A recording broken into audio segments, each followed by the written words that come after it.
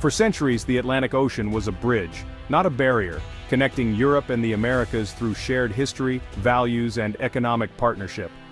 After World War II, the US and Europe rebuilt together, founding NATO for security and forging economic alliances that fueled decades of peace and prosperity. American culture found a home in Europe, while European art and goods shaped American tastes.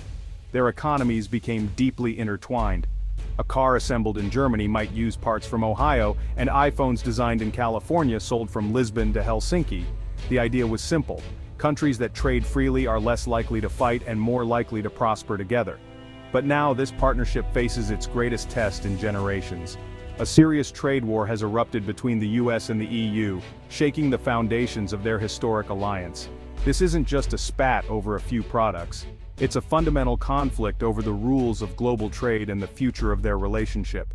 Tariffs have made goods more expensive, disrupted supply chains, and turned the Atlantic from a symbol of unity into a line of division. The world is watching, as the outcome will shape the global economy for years to come. The question, will the Atlantic remain a bridge, or become a permanent divide? The trade war's roots lie in a shifting US political climate, embodied by the America First policy. Championed by Donald Trump, it argued that international trade agreements had cost American jobs and weakened key industries.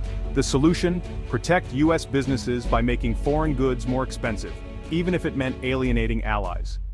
Tariffs on steel and aluminum, justified as national security measures, stunned European leaders and triggered retaliation. For Europe, being labeled a security threat was a deep insult, setting off a cycle of escalating tariffs.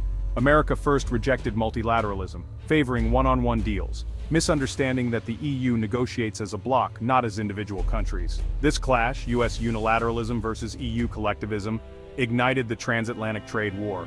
The old consensus of cooperation was gone, replaced by suspicion and confrontation. The stage was set for a conflict that would test the very nature of the transatlantic alliance. The trade war quickly escalated, with each side targeting iconic products. The US imposed tariffs on steel and aluminum. The EU hit back with taxes on Harley-Davidsons, bourbon, and blue jeans. The automotive industry became a flashpoint. Trump threatened massive tariffs on European cars, risking devastation for brands like BMW and Mercedes. European carmakers, many with factories in the US, faced uncertainty and disrupted supply chains.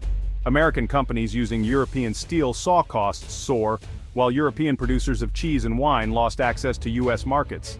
Consumers on both sides paid the price. Washing machines, cars, and even canned goods became more expensive. The tariffs acted as a hidden tax, reducing purchasing power and limiting choices. Businesses hesitated to invest or hire, unsure of what rules would come next. The conflict wasn't just about governments. It had real consequences for millions of workers, families, and small businesses. Economic warfare replaced decades of cooperation. The Atlantic, once a highway for commerce, became a battlefield. The ripple effects were felt in every corner of both continents. The trade war was fought with words as much as tariffs. President Trump's confrontational rhetoric, especially targeting Germany's trade surplus, turned economic disputes into political standoffs. European leaders like France's Macron defended multilateralism and vowed to stand united against US protectionism. Companies were caught in the crossfire. Tesla faced EU tariffs, making its cars pricier in Europe, while Chinese competitors seized the opportunity.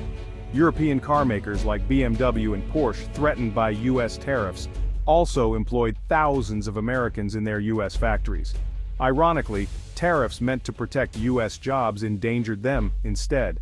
Business leaders lobbied both governments for a resolution, desperate to end a conflict that hurt their interests on both sides of the Atlantic. The trade war's unintended consequences shifted global competition, sometimes benefiting third parties like China. The message was clear. In a globalized world, economic battles rarely have clear winners. The longer the conflict dragged on, the more everyone stood to lose. The need for cooperation had never been more urgent. The US-EU conflict rippled far beyond tariffs, chilling tourism and technology. Stricter US visa policies and tense rhetoric made America less attractive to European travelers, hurting hotels and restaurants from New York to California. In tech, the trade war fueled a fragmented digital world. Europe cracked down on US giants over privacy and competition, while the US eyed foreign tech with suspicion. The dream of a single global market faded, replaced by digital borders and competing standards. Meanwhile, Chinese companies expanded their influence, taking advantage of US-EU disunity. The conflict over trade spilled into the race for 5G and other technologies, with Europe hesitant to follow America's lead while under tariff attack. A tariff on steel could lead to fewer tourists. A political speech could shape the future of the internet. The trade war was a blunt instrument, causing widespread collateral damage. Severing transatlantic ties even partially had far-reaching and often unintended consequences. Public opinion revealed a stark contrast across the Atlantic. In the US, Americans were deeply divided. Some cheered tariffs as a way to protect jobs, others saw them as self-defeating and costly. Farmers, consumers, and business owners felt the pain of lost exports and higher prices, fueling national polarization. In Europe, there was rare unity. Citizens rallied behind the EU's tough response, seeing US policies as aggressive and unjustified. Even EU critics supported a strong collective stand against what they saw as American bullying. This unity gave European leaders a clear mandate to retaliate and defend multilateralism. For Europeans, the trade war was about more than economics. It was a defense of a worldview built on cooperation. The tale of two publics, divided America, united Europe, shaped the political strategies on both sides. The conflict became not just about trade, but about identity and values. The transatlantic trade war is more than a dispute over tariffs. It's a clash of visions for the global order. America first prioritizes national interests and protectionism, challenging the post-war system of alliances and shared rules. The EU champions multilateralism, believing only cooperation can solve global challenges. The outcome remains uncertain, but the stakes are high for the entire world economy. Trade wars raise prices, destroy jobs, and erode trust between allies. The lesson is clear: economic conflict between friends hurts everyone. Negotiation and partnership are not signs of weakness, but of wisdom. The future prosperity and security of both the US and Europe depend on rebuilding the bridge across the Atlantic.